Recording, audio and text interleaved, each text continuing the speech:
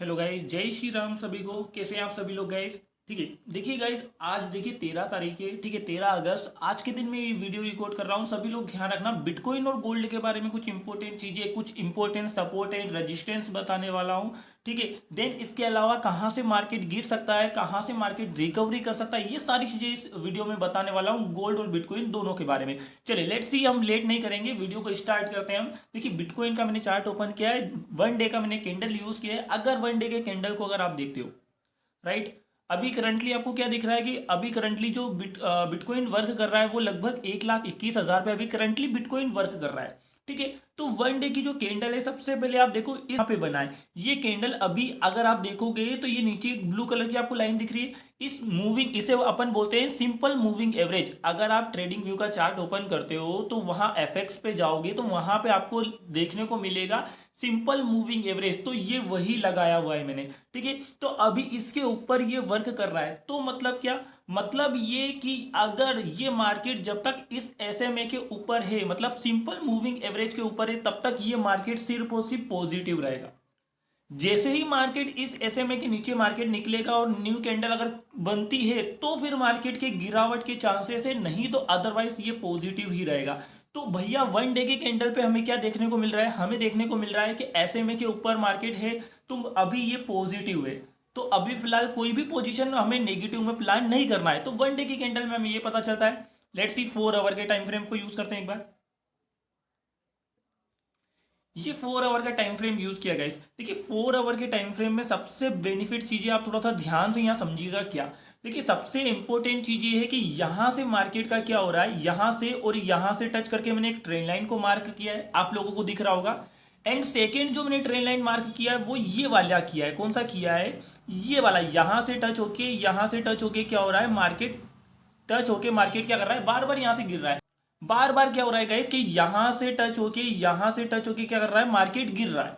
ठीक है, राइट। तो अभी क्या करना होगा? ठीक है, एक तो मैंने ये वाली ट्रेन लाइन मार्क की और एक ये वाली ट्रेन लाइन मार्क की। एक सपोर्ट की ट्रेन लाइन है, एक रेजिस्टेंस की ट्रेन लाइन है। ठीक है, एंड सेकेंड चीज मैंने क्या किया है, सेकेंड चीज मैंने जो किया है वो यहाँ पे एक बेस मैंने मार्क किया है। ठीक है, कौन सा? ये एक बेस मैंने मार्क किया है जिसे अपन बोलते हैं सप्लाई जोन, जिसे अपन बोलते हैं सेलिंग जोन। बहुत सारे लोग सेलिंग जोन बोलते हैं, बहुत सारे लोग सप्लाई जोन भी बोलते हैं इसको।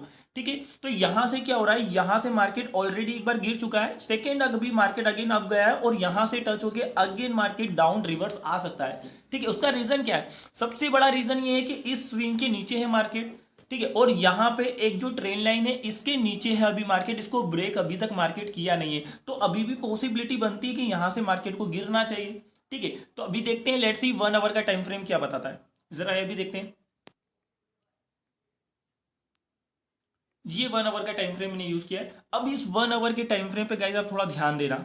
ठीक है, इस 1 आवर के टाइम फ्रेम पे अगर आप मार्केट को देखते हो, सबसे पहले आपको यही देखना है कि इस 1 आवर के टाइम फ्रेम पे आप मार्केट को देखते हो तो क्या दिख रहा है आपको? दिख रहा है कि भाई यहां से मार्केट टच हुआ था, मार्केट डाउन आया, अगेन रिवर्स हुआ, यहां पे टच हुआ, मार्केट डाउन आया, देन उसके बाद एकदम मार्केट ने क्या किया, ब्रेक किया।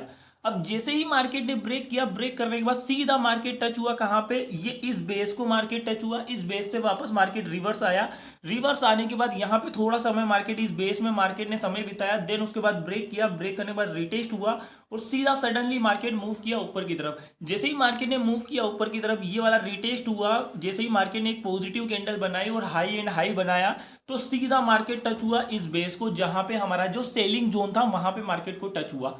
अब सीधा सा सिंपल सा एनालिसिस रहेगा बिटकॉइन में हमारा। ठीक है, अगर हम आगे की कोई पोजीशन प्लान करना है लॉन्ग टर्म के लिए, शॉर्ट टर्म के लिए, तो हमें क्या करना होगा? देखिए, सबसे पहले काम तो ये करना है आपको, जब तक इस एसएमए के ऊपर है मार्केट तब तक तो आपको पॉजिटिव ही प्लान करना है, नेगेटिव तो कुछ भी नहीं बनना है। ठीक है, जैसे ही मार्केट इस एसएमए के नीचे निकलना स्टार्ट हो, देन उसके बाद अपने शॉर्ट टर्म के लिए आप देख सकते हो थोड़ा बहुत एनालिसिस करने के लिए। हाँ, लेकिन लॉन्ग टर्म के लिए अभी तो फिलहाल बाय पे फोकस करें। ठीक है, हाँ, एक चीज और बता दूं आप लोगों को, थोड़ा ध्यान रखना, ये दो मोस्ट इंपोर्टेंट बेस है, ये है सपोर्ट का बेस, ये है सेलिंग का बेस। ठीक है, ये है सपोर्ट का बेस, ये है सेलिंग का बेस। ठीक है, तो थोड़ा सा ध्यान रखना, जैसे ही मार्केट इस स्विंग को अगर मार्केट ब्रेक कर देता है यहाँ पे, तो मार्केट में एक अच्छी खासी बाइंग देखने को मिलेगी। ठीक है। अगर मार्केट इस स्विंग को ब्रेक करता है, इन स्विंग को अगर मार्केट ब्रेक करता है और इस बेस को अगर मार्केट ब्रेक करके न्यू कैंडल अगर बनाता है इनके नीचे, तो फिर मार्केट में एक अच्छी खासी गिरावट देखने को मिलेगी। तो ध्यान रहे, अभी कुछ भी ज्यादा लॉन्ग टर्म के लिए प्लान करना रिस्की होगा। तो थोड़ा सा यहाँ पे केयरफुली काम करना है। छोटे छोटे टारगेट को प्लान करके, छोटे छोटे एसएल को प्लान करके अपनी पोजीशन को प्लान करो, छोटे छोटे टारगेट एंड एसएल को रखो और प्रॉफिट गेन करो। ज्यादा ओवर ट्रेडिंग नहीं करना है, जितना हो सके ओवर ट्रेडिंग से आपको बचना है। ठीक है, लेट्स सी, चलते हैं हम अगली गोल्ड पे बात करते हैं। गोल्ड में देख लेते हैं क्या हो रहा है।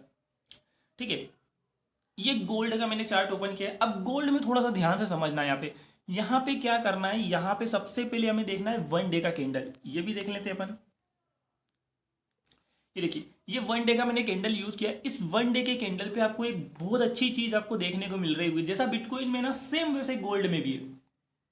गोल्ड में क्या हो रहा है, नीचे एक बेस मैंने मार्क किया है, ऊपर एक बेस मैंने मार्क किया है। ये सपोर्ट का है, ये रेजिस्टेंस का है।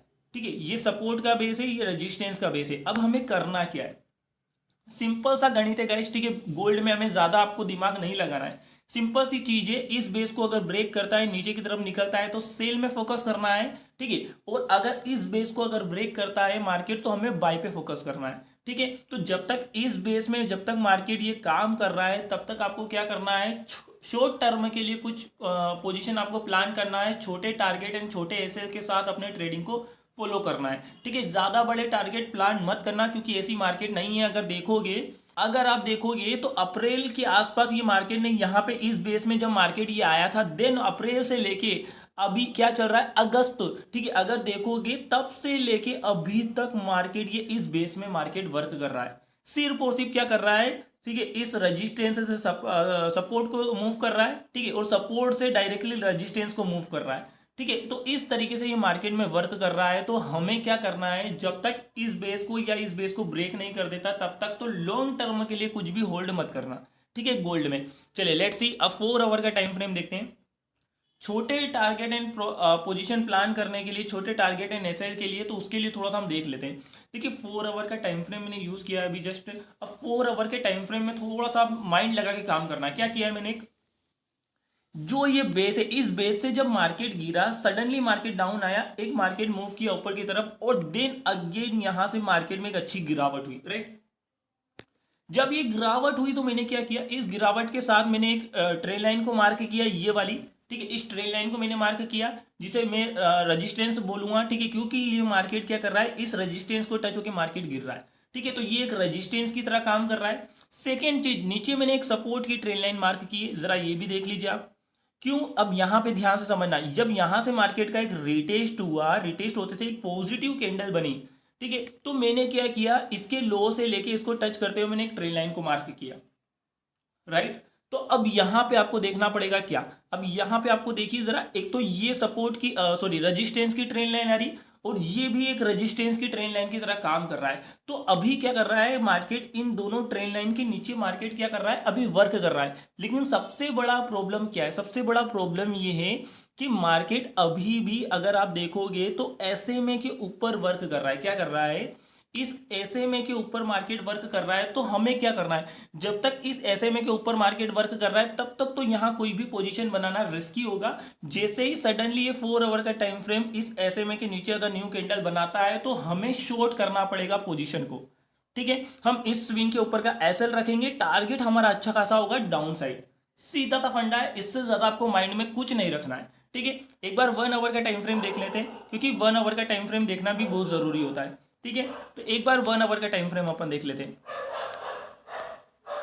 ठीक है, ये 1 आवर का टाइम फ्रेम मैंने यूज किया। इस 1 आवर के टाइम फ्रेम पे आपको दिख रहा होगा कि मार्केट ने क्या किया है, सडनली मार्केट गिरा है, गिरने के बाद एक रिटेस्ट किया है और सीधा मार्केट नीचे की तरफ मूव कर रहा है। अब ध्यान रखना, जैसे ही अच्छा खासा मूव करेगा, इस स्विंग को अगर ब्रेक कर देता है, तो भाई बहुत अच्छी गिरावट होगी, सेल में अच्छा खासा मार्केट गिरेगा। गोल्ड तो जितना हो सके गोल्ड को एक नेगेटिव में प्लान करने की कोशिश करो, और बिटकॉइन को पॉजिटिव में प्लान करने की कोशिश करो। ठीक है, चलिए गाइस, वीडियो अच्छी लगी हो तो लाइक जरूर करिएगा। ठीक है।